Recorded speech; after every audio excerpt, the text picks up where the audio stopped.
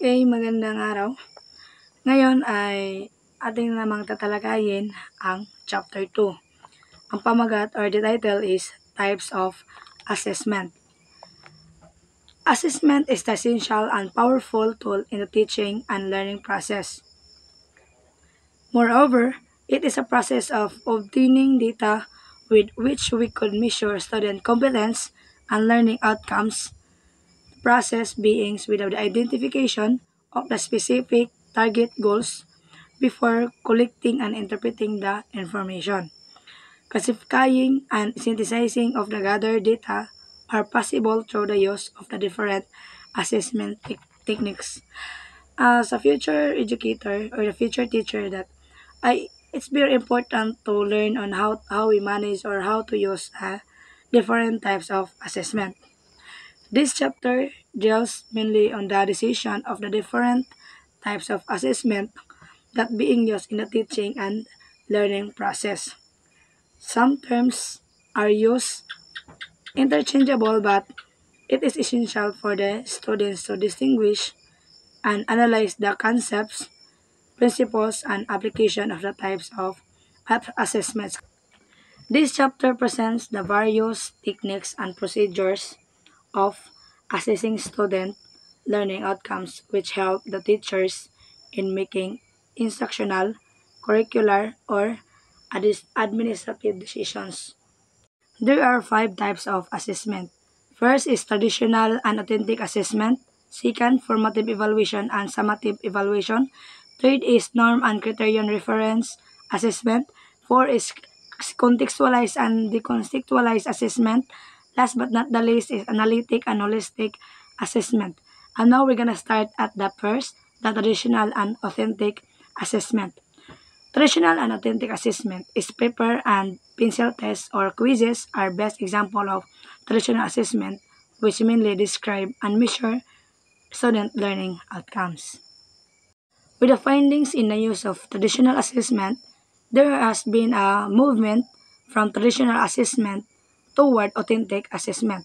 Okay, what is authentic assessment? Authentic assessment is focuses on the analytical and creative thinking skills. Students to work cooperatively and that reflects student learning, student achievement, and students' attitudes of relevant activities. Kung ano ang kanilang may pakita o masagot sa assessment na ito.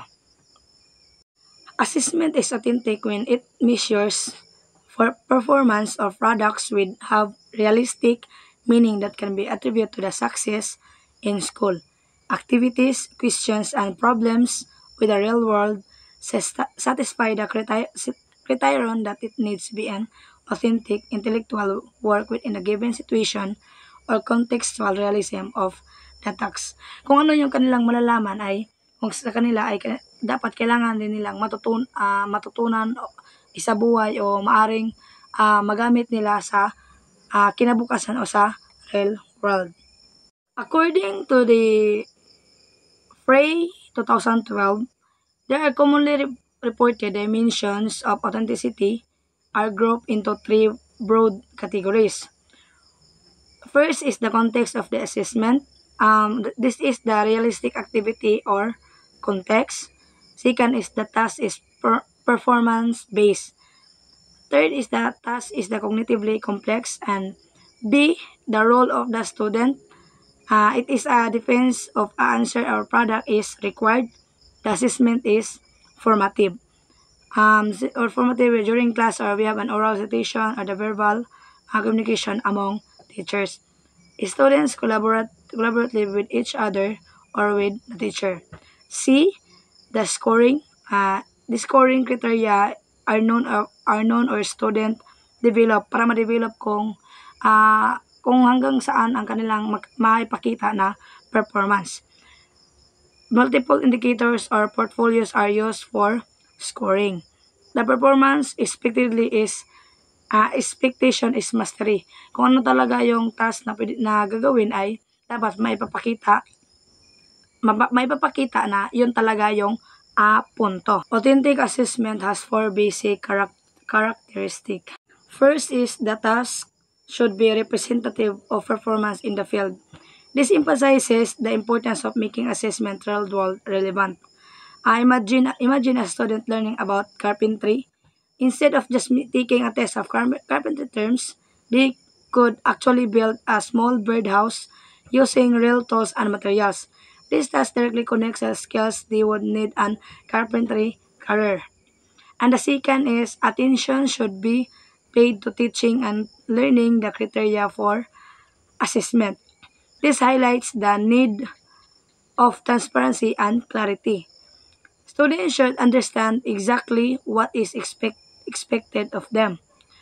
This can be achieved through clear rubrics, checklists, and ongoing discussions about the criteria. Kung ano yung criteria dapat ay maintindihan ng mga estudyante para makamit nila kung para makamit ng estudyante ang ah, hin- ah, ang kung ano ang nasa criteria. Third is the self-assessment should play a great role. This encourages student ownership and metacognition, thinking about their own thinking. By reflecting on their work, students can identify their strengths and areas of improvement. This empowers them to take charge of their learning and become more independent learners. Kung baga, reflect nila kung ano ba ang kanilang dapat i-improve para mas yung output o yung artwork nila ay gumanda ng lalo. Four, when possible, students should present their work publicly and defend it. This promotes communication skills and critical thinking. Okay. It requires students to articulate their ideas, justify their decisions, and respond to feedbacks about kung ano ang kanilang narepresentang gawain. Handang makinig ang mga estudyante sa mga feedbacks ng mga tao o mga klase na kung ano ba yung maiisip na kailangang mapa-improve o mapabuti para mapaganda ang isang gawain. Authentic assessment is not just about the what, the task, but also the how or the process. Okay, one is authentic assessment are direct measures. This means they could directly assess how well students can use their knowledge and skills in real-world situations, rather than just testing their ability to recall facts. Two, authentic assessments capture the constructive nature of learning. This means they recognize that students learn by actively building their own understanding, not just passively receiving information.